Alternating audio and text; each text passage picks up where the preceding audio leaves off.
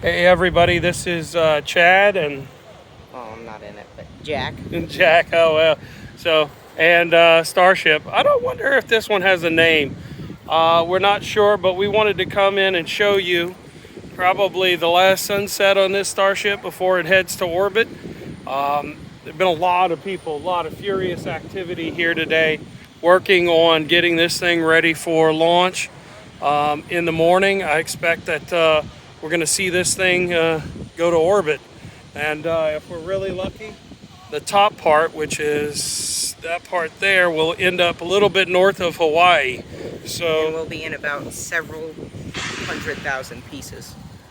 From what we were told, there was 100-something thousand heat tiles. So there's going to be at least 100-something thousand pieces of that when it splashes down at terminal velocity into the coast of Hawaii. well, not the coast, Well, about 30 outer miles, coast. way north of it. But I don't near enough to consider it the coast. Yeah, I don't know if you're going to even be able to see it on Hawaii. That'll be interesting.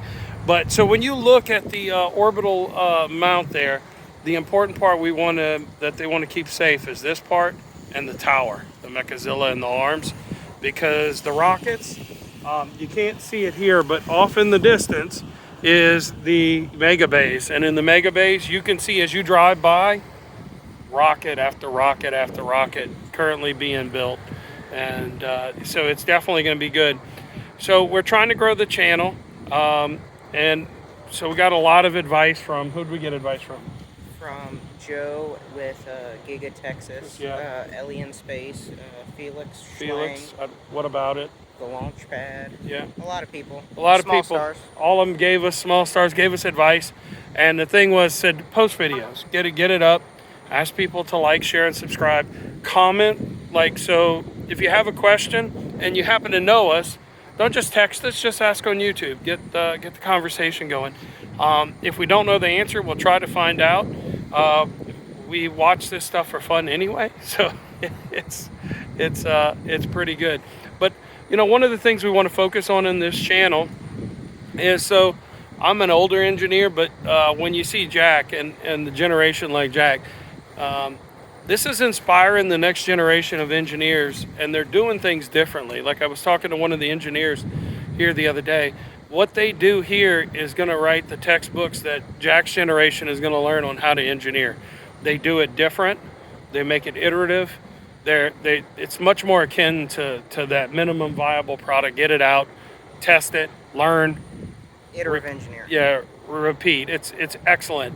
Unbelievable how well all of this stuff is put together from a standpoint of the complex here. And I will tell you, when you see the workers at SpaceX, they are working. Very nice They're people, on top of it. but they are definitely working. They're Always doing something. and you're seeing people moving around. This is an active site, and the scale of this is really hard to see. But early in the day, you could see workers right at the base, and they're just minuscule compared to the size of this rocket. But so from me, all the workers who have spent all this time on SpaceX, Elon Musk, everybody who has, Thank you. thanks. This is going to inspire a whole group of engineers to do things differently, to reach different goals. And these are the kind of things that we need as a society and as a people to start focusing on. I believe that this is kind of the future of humanity, is to be able to continue to go out and around and actually make new places for us to explore. So this is I guess the horizon is now, and tomorrow is we're a little bit past that. So we're really excited to see the launch. We're going to watch from, what's the name of the park? South Padre Island. We're going to be watching from South Padre Island at the Isla Blanca. I've been told it's Isla Blanca. At the Isla Blanca, I think County Park, State Park, something like that. And we're going to be watching at the beach from the Jesus statue that signifies the lost fishermen. Yeah, there's a lot of names on there for We're going to people. be watching it from there. I think it says something about, for the names are on there for the people who passed through the harbor but never came back. So don't climb on it. I mean, that's people's families that are being remembered in that. And always, I think we covered this yesterday about being respectful. This is a very interesting way to see a rocket. I can tell you, I've been to a lot of rocket places, and it is very interesting to see how they do it, how close you can get. We just need to be respectful and safe. Please, if you come out here, be safe, because there's a lot of people with rocket on the mind, and they're not thinking about anything else. So, if you do come, Boca Chica Beach. How many cars have we pushed out? At least 2. At least 2, and then last night we watched and filmed one being towed. Make sure if you come out on the beach, we drove the van on it, which is notorious for getting stuck. We drove it on there the first day. It was really hard and packed. Then the tide came up, and the next day people were getting stuck. Yeah, so definitely be careful with it. So again, let's cover, and I'll let Jack cover it. I'll try to film it a little bit. And let me see if I can turn this camera around a little bit. I'm not sure that we can. Yeah, I may not be able to do it on this one, so I'll just hold it like this. But I want Jack to explain what's going to happen with the pieces, where stage 0 is, where stage 1 is, and where stage 2 is, where they're going to go. So stage 0, which is consisting of the OLM, the orbital launch mount, Mechazilla, this tower that goes next to it. Then you have the chopsticks that are holding on to Starship itself. And then you have stage 1, which is super heavy, this stainless steel cylindrical object, for those of you who aren't sure. And then you have Starship, the one with all the black heat tiles on it.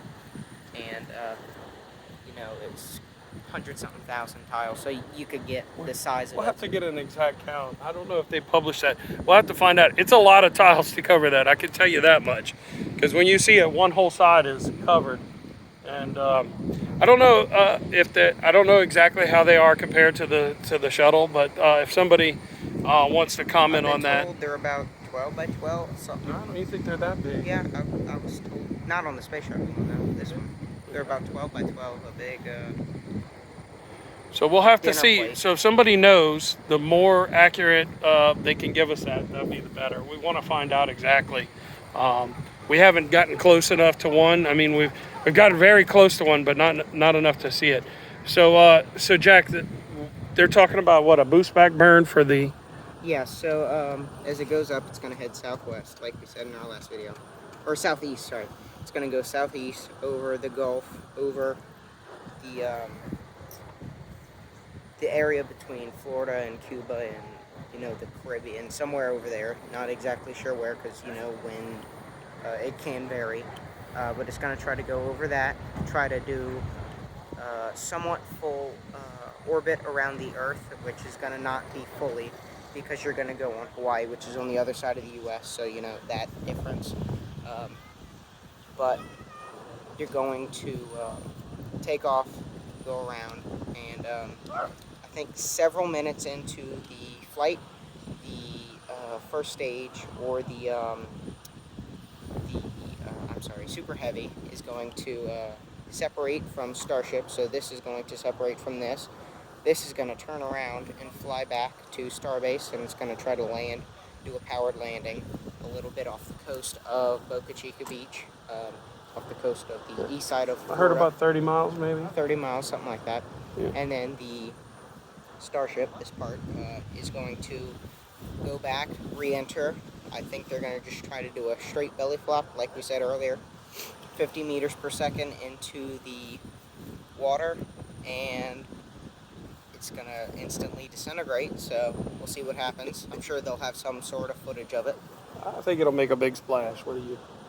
There's also the chance, and we hope this is not the case, but Elon Musk did guarantee excitement, and he's known to produce some rapid, unscheduled some RUDs.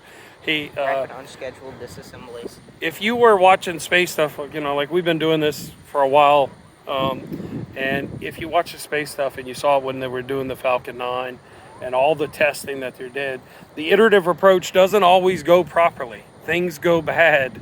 And it's not that the one thing they want to protect is stage 0, all those things, because that's harder.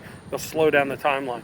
The rocket is a learning lesson. It's like taking home your homework, launching it, learning the lessons that you can from it, fixing those things so they don't happen again. And then do it again. and do it again. Yesterday I was out here talking to an airline pilot, and he had a very interesting perspective. He told me every switch that you're in an airplane you see, they call them blood switches. And the reason why they call them that is because that switch, that light, something is there because there was an accident involved with it. And they learn the lessons. Well, in iterative engineering, they learn the lessons. They say, well, we don't want this to happen. How do we solve that? They also, they try to make it simple. I think I've seen Everyday Astronaut did an interview with Elon Musk, and if you watch his philosophy on engineering, and the video, I think is when he first toured it, his iterative approach on engineering is very straightforward, fascinating. The best part is no part. Don't make the system complicated. And this is why he's building things different. I think that you're seeing behind us the evidence of something that wasn't here. That, from what I understand, this entire base was not here 3 years ago. It was like a field back in 2018. Just like all the news or you 5 saw years ago. behind us. Yeah, and now we've got something going to orbit in 3 years, and not just something, the biggest rocket ever made. I think it's a total of 390 feet tall. On the first stage, you got 33 Raptor engines. The Super Heavy, this part, and then this part, the Starship, has 3 vacuum engines and 3 regular Raptor engines. So we'll see what it does. Tell Starship goodbye, because it may or may not be here tomorrow. And maybe we'll see. Fingers crossed. I think it's going. I think it's going to orbit. I think they've learned a lot of lessons. And if you noticed Elon's post the other day, when he posted about it, he said, we learned a lot today. And that's what you always want to hear. We learned a lot. We can move forward. Things will be better. And the best part about it is when they learned a lot the other day, the stuff they learned didn't cost anything but some fuel, probably leakage or whatever. So whatever fingers crossed, a valve does not stick this time, and we'll be able to see it go. We want to see it. And I'm excited to see the flame out of this one. When we watch the shuttle, it's bright orange. And when you watch this one, it's going to be blue or clear. So you may not be able to see it. But I'm expecting whatever it's going to be a heck of a show. And we've talked a lot about sound, because that's the other thing. So I think we kind of did a rough calculation. Maybe it'll be about 8 or 9 seconds to get to South Padre Island. If somebody knows the exact time from the time it lights up from previous experience, I'd love to know that if you put that in the comments. But we are expecting to see and hear quite a show in the morning. So we're also going to try to figure out the exact time so we can get down to the park early. So as the sun sets here, as you can see, it's pretty much gone for the night. This is your view from Boca Chica, from Starbase. You can see the people out here are out to watch it and say goodbye to what Starship. may or may not be here tomorrow. So we'll see. I'm voting that it's not going to be here. But one of the other concerns that people said was, so they get it above the launch mount and get it away so it doesn't damage anything. That'll be awesome. But the one thing that a couple people have said today that might be the big problem would be getting past max Q. So if it gets past max Q, I think we're going to orbit. There's the stage separation and all the other things that can happen along the way. But it's definitely going to orbit. I think it's been through enough to know. It's been tested in many different ways. So I think I've never been to Hawaii, but I hear aloha is the way to say it. So I think Starship is going to say aloha at 50 meters per second. It's going to be one heck of an aloha. So for Rocket Van, look, if you can subscribe, like, Jack and I really enjoy doing this. This is kind of what we really enjoy. So we'll try to get you the answers. We're new at this. If the videos are shaky or windy or whatever, we'll try to get better over time. But all of the channels that we follow, they all gave us great advice. Just get something out there, start building some content, and start getting better at what you do. So thanks. Appreciate it. Tell Starship goodbye. I don't know how many times I'm going to say this, but say goodbye. It may not be here. All right. Roger, over and out.